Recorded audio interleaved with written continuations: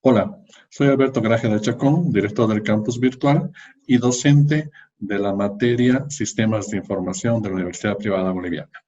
En este webinar les voy a compartir cómo he realizado el trabajo grupal virtual, principalmente para promover el aprendizaje entre pares. La sesión que he elegido para implementar estas herramientas tiene como objetivo dos temas dentro de lo que es la sesión, que es el Internet de las Cosas y el Machine Learning.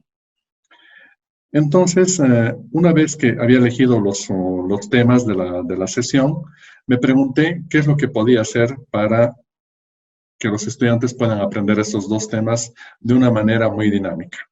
Para ello, elegí una estrategia que es la coevaluación de exposiciones intergrupales empleando rúbricas.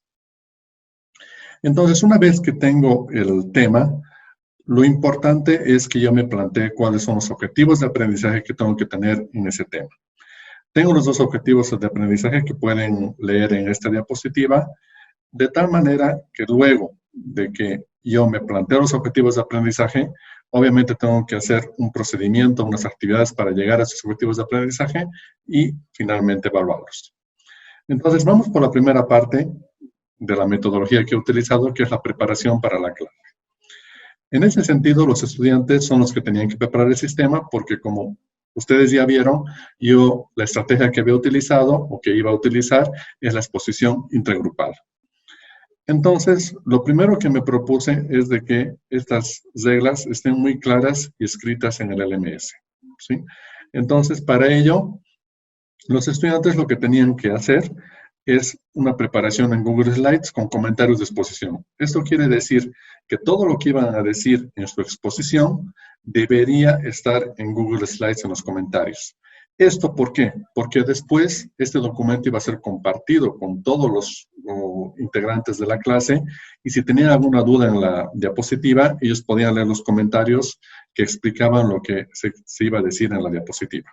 Además que estas diapositivas también las había planteado de tal manera que no tengan mucho texto, sean muchas más imágenes y puedan tener hasta algún video de referencia. Los estudiantes sabían a priori que tendrán que hacer dos exposiciones a otros dos grupos. Eso quiere decir que el tema que le ha tocado, en un ejemplo podría ser Machine Learning, ellos iban a recibir la exposición de otros dos grupos con el tema que no les había tocado, que en este caso era Internet de las Cosas. Todos los integrantes del grupo deben exponer. Eso era muy importante. No es necesario que, en este caso eran grupos de 6 personas y uno de 5, no es necesario que los 6 expongan en una vuelta, digamos, sino en una vuelta podían exponer 3 personas y en la otra vuelta podían exponer 3 personas haciendo los 6. Pero todos los del grupo debían sí exponer en algún momento. Otra cosa que hice fue que ellos conozcan la rúbrica de evaluación intergrupal. Entonces, no iba a ser solamente yo como docente que dé la nota sobre la exposición, sino los propios estudiantes. Por eso era coevaluación grupal, porque el grupo 1 iba a evaluar al grupo 2. Luego el grupo 2 iba a exponer y el grupo 1 o el grupo 2 iba a evaluar a lo que es el grupo 1. Entonces, algo muy importante es que las reglas y guías estén claramente establecidas de cómo se llevará adelante el proceso. Entonces, ahí pueden ver ustedes claramente que, por ejemplo, yo lo que he hecho es decirles cuándo iba a ser la exposición, cuáles iban a ser los grupos de exposición y cuáles iban a ser las reglas y qué es lo que debían contener ellos o qué deberían tomar en cuenta. Entonces, esto es muy importante en cursos en línea. ¿Por qué? Porque los estudiantes deben saber claramente y no deben perderse en ningún momento cuáles son las instrucciones para realizar una cierta actividad. He puesto en este fondo amarillo cuáles son las herramientas que estoy utilizando en cada uno de los pasos. Para este paso utilicé Moodle, el LMS, para publicar y que ellos tengan contenido. Y donde debían subir este trabajo de la exposición es en la herramienta Turnitin. Turnitin es un escaneador o un escaneador de plagio que va a permitir que me pueda dar una idea muy clara si es que fue un copy-paste de internet. Durante la clase, Durante la clase ya me había planteado un trabajo colaborativo mediante la exposición entre pares. Al grupo les ponen dos grupos que les ha tocado el otro tema. Esto es muy importante porque de su tema yo entiendo que ellos ya dominan, no es necesario que se los vuelvan a explicar, sino ellos iban a recibir la explicación del otro tema. Entonces ahí ganaba dos temas en uno solo porque ellos preparaban uno y recibían en la clase la exposición del otro tema. Dentro de lo que es esta presentación, hay un video tutorial de cómo hacer la creación de grupos en Zoom, ¿sí? Entonces también pueden ingresar si quieren a este video tutorial para ver cómo se hace la creación de grupos en Zoom, que es muy interesante, que lo que trata es principalmente de que nosotros podamos, como lo hacemos en una clase física, digamos, donde tenemos interacción física con los estudiantes, de que se pueden crear grupos de trabajo. Entonces, como ven aquí, yo tenía grupo de más o menos 11 o 12 personas, dependiendo de los dos grupos. Un grupo le exponía al otro. Aquí vemos la pantalla de lo que le estaba exponiendo un grupo al otro. Y aquí en este lugar pueden ver las salas que había creado. Entonces tenía una sala en este momento donde estaban 12 o 11 personas. Aquí tenía otra sala. Entonces yo como docente tenía que unirme a una de las salas o entrar a las salas para ver cómo ellos estaban trabajando. Entonces es muy importante que el docente vaya ingresando a las diferentes salas para ver cómo está el grupo moviéndose. Yo veía la parte de lo que estaban exponiendo, veía la parte si tenían preguntas, cómo respondían las preguntas, de alguna manera veía que todos también estén exponiendo. Entonces me movía, unos minutos estaba en una sala, me movía a la otra sala, me movía a la otra sala, porque no se olviden que yo tenía 35 estudiantes, entonces tenía varias salas habilitadas y me movía nuevamente de minutos en minutos en cada una. En la parte de lo que es la evaluación del aprendizaje, he realizado una rúbrica de exposición intergrupal que les comentaba que los estudiantes ya conocían antes de hacer la exposición.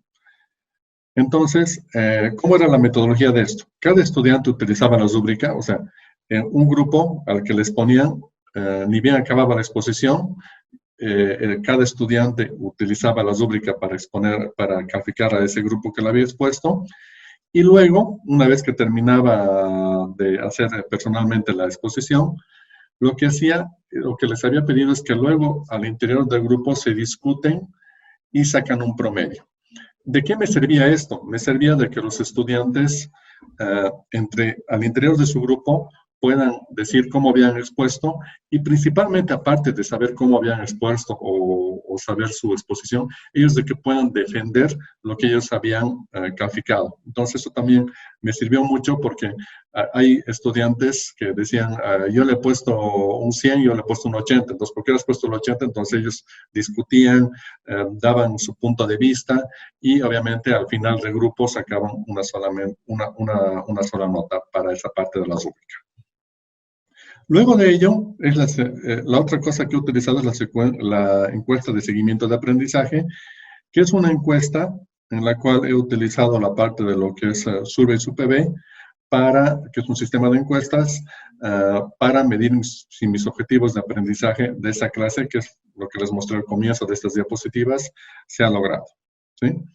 Entonces, nuevamente yendo a la parte de herramientas, para las rúbricas he utilizado la herramienta Aditio y se las he enviado, estas rúbricas se las he enviado mediante Voice, que es un sistema tipo WhatsApp, pero solamente académico, para que los estudiantes puedan en sus dispositivos móviles empezar a calificar a los grupos, ¿no? Entonces, muy interesante esto, porque no necesitan de otra herramienta, no necesitan entrar a un sitio web o algo por el estilo, sino reciben la rúbrica en sus celulares y directamente ellos pueden calificar desde sus dispositivos móviles, que es muy cómodo para ellos.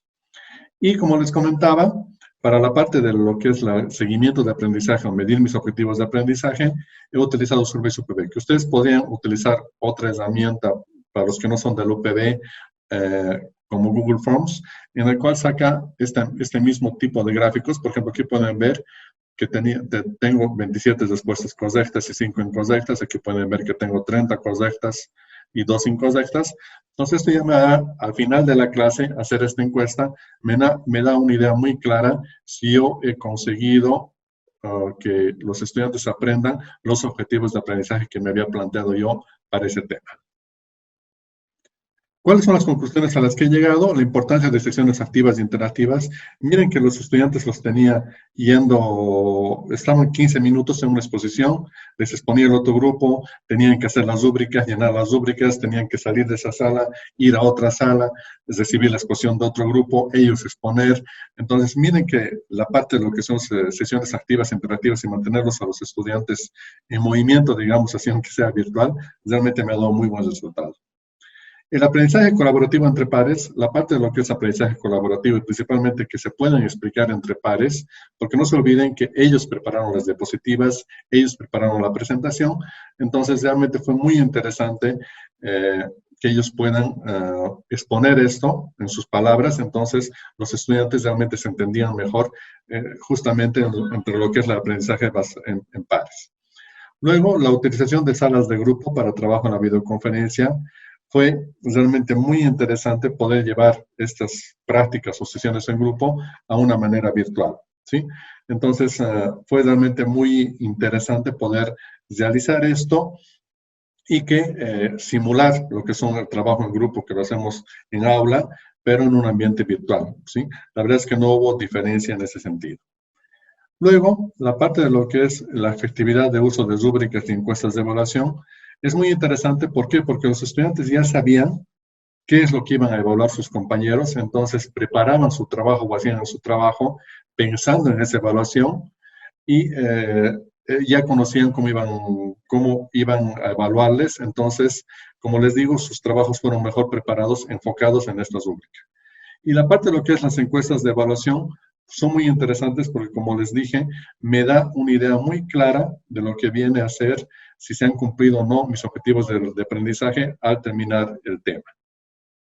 Para finalizar, quiero compartir con ustedes el sitio web de educación en línea del campus virtual, que lo pueden encontrar ahí, donde van a encontrar videos tutoriales sobre diferentes temas, videoconferencias, metodologías utilizadas en línea, y también nuestro sitio de innovacioneducativa.pb.edu, donde vamos mostrando qué van haciendo los docentes. Agradezco mucho su atención.